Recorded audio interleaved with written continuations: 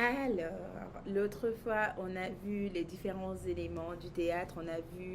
On a vu 7 des éléments du théâtre. On a vu le script, qui était l'histoire qu'on raconte dans la pièce de théâtre. On a vu les personnages. On a vu qu'il y avait des personnages protagonistes, c'est-à-dire pour l'histoire. Et on a vu qu'il y avait des personnages antagonistes, c'est-à-dire contre l'histoire ou euh, contre les acteurs principaux, c'est-à-dire contre les protagonistes.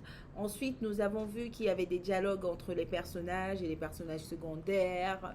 On a vu qu'il y avait aussi des didascalies qui sont toutes ces informations qu'on vous donne pour vous permettre de vraiment vivre la scène. Savoir, oh, il l'a dit en levant la main, il l'a dit fatigué. Toutes ces informations qu'on vous donne pour vivre la scène, ce sont des didascalies.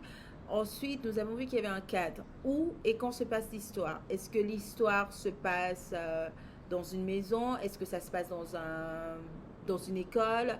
Est-ce que ça se passe à 10 heures, à 20 heures? Donc, on a vu ça. Et aussi, on a vu qu'il y avait des actes et des scènes. Dans chaque acte, il y a plusieurs scènes en général. Les actes, on a dit que c'était comme des chapitres d'un livre. Et les scènes, c'était comme des paragraphes. Donc, les actes, c'est comme le thème.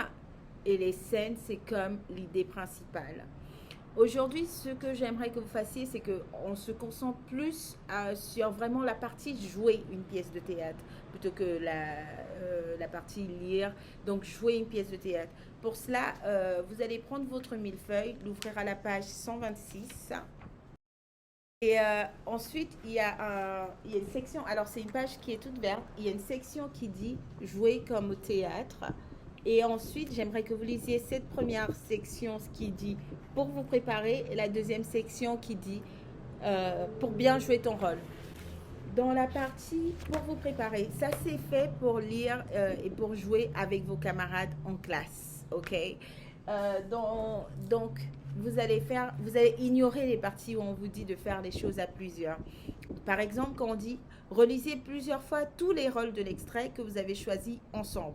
Ça, c'est normalement si tu sais qui est qui, tu le fais. Donc là, j'aimerais que vous relisiez juste plusieurs fois votre rôle et je vais vous dire combien de répliques vous devez faire par personne. Ok?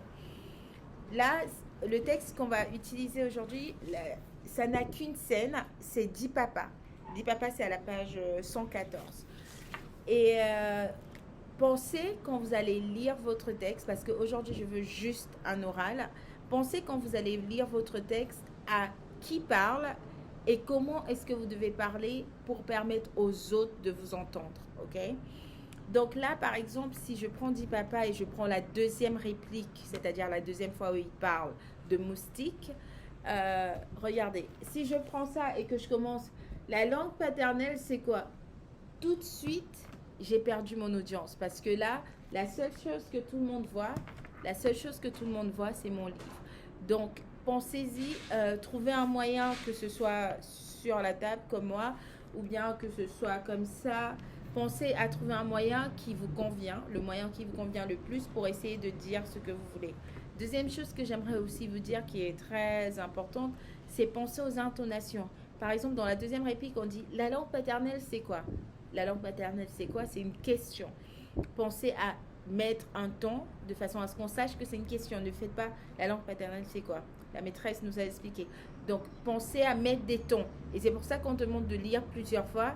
Et c'est pour ça que je pense que je vais limiter le nombre de répliques que vous allez faire pour que vous fassiez du mieux que vous pouvez avec les répliques que vous aurez.